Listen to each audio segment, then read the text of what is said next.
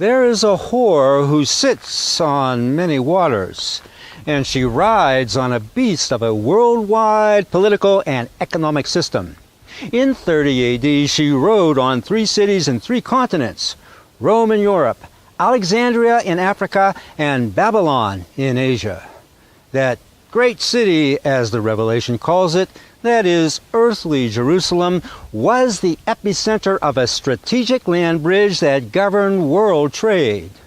Do you not know that Philo the Jew, that acclaimed philosopher at the time of Christ, who joined Judaic with Greek thought, was a shipping magnate whose Alexandrian monopoly of grain barges provided the Roman Empire with close to half of its cereal needs exported from the wheat basket of Egypt? Today, the whore, she who apostatized from God in biblical terms, currently sits on a financial sea. Mystery Babylon is revealed only to eyes that see. All regulated entities have an obligation to abide by global financial sanctions. But with the bulk of transactions now electronic, how can you be sure your dealings are compliant?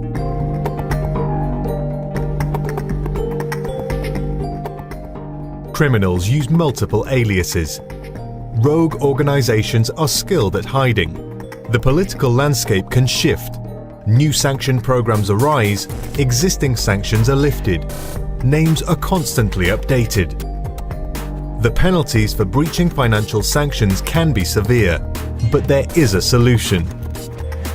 Sanctions screening by SWIFT is a powerful tool that enables quick and reliable sanctions compliance. If NATO invasions won't work, then SWIFT, globalization's financial trading and payment service, and Zio's weapon of mass economic destruction, will. Compliance is the key in a shifting landscape where existing sanctions are lifted and new ones arise. And names, those who resist the whore, are updated daily. Well, sanctions are a very important tool in our national security portfolio. And when we look at national security issues, we look at economic tools, we look at diplomacy, we look at national security tools, military options. So there's no question that what we're trying to do is to cut off the money to the regime that should not be in power and make sure that President Guaido has access to funds and has access to the assets of the country, and to make sure we protect these assets for the people of Venezuela. It's really quite sad. This is a country that is very, very rich in oil resources. Since when do bankers and the corporations they control care about the people? We're in conversation with major American companies now that are either in Venezuela or, in the case of Citgo, here in the United States. I think we're trying to get to the same end result here. You know, Venezuela is one of the 3 countries I call the troika of tyranny. It'll make a big difference to the United States economically if we could have American oil companies really invest in and produce the oil capabilities in Venezuela. Thou shalt not steal, but the harlot has forsaken the God of her youth. Defy her, and your tongue will be tied, and your constitutional, that is your God-given right to speak, will be denied. Earlier today, Secretary of State Mike Pompeo had the honor of swearing in the new United States Special Envoy to monitor and combat anti-Semitism, Ilan S. Carr. As Special Envoy, he will advise the Secretary of State and lead United States policies and projects aimed at countering anti-Semitism throughout the world. Thank you, Robert. Ladies and gentlemen, good afternoon.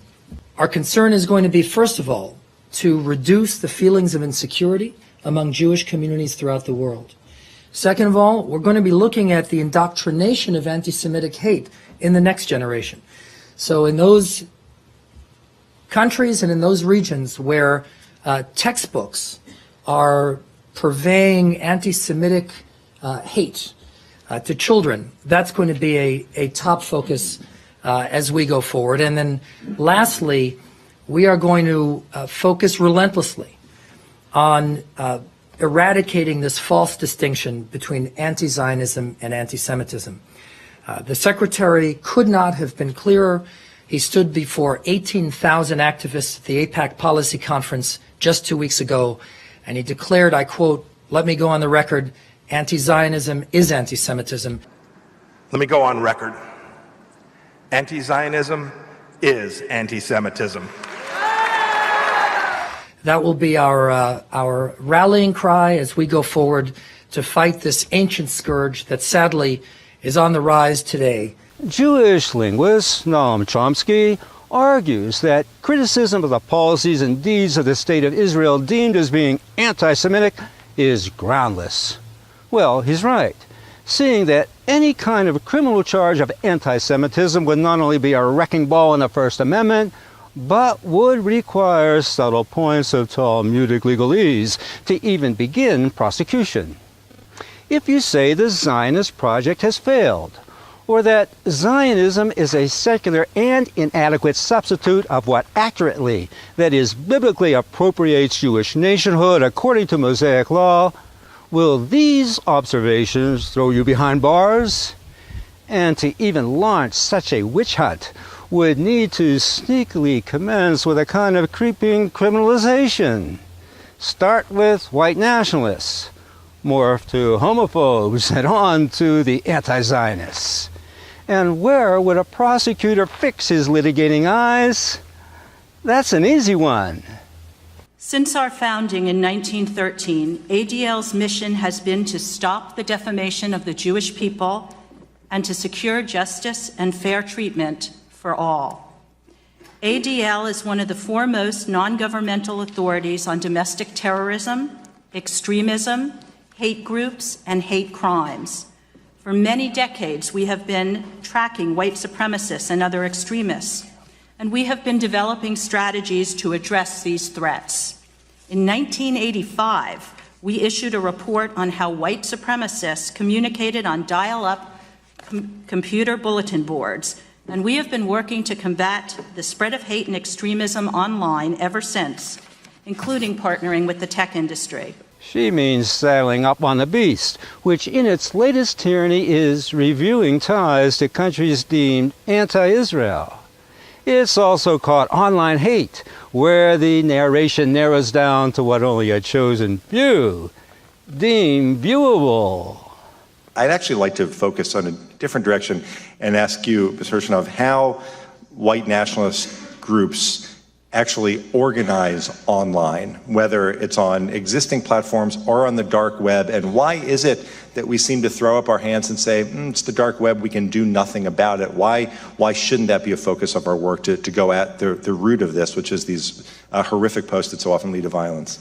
In terms of what we can do, we see places, some of the smaller websites that radicalize. What these do, what so many of these white extremists are lone wolves.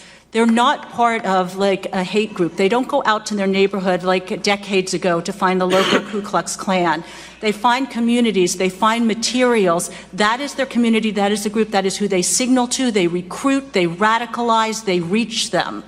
So and then if they're thrown off of bigger platforms, they go on to smaller ones. So what I would say on the social media is, one, we do have to be careful about whether in taking stuff off of the web where we can find it, we push things underground where neither law enforcement nor civil society can prevent and de-radicalize. There is a balancing act there that we have to do.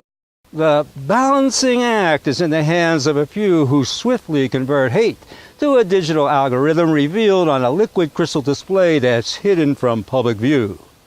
Mystery Babylon, the mother of harlots and abominations of the earth, sits upon many waters of peoples and multitudes and nations and tongues. The beast she rides is of worldwide breadth and length. Those enthralled to her strong delusion increase her power and strength.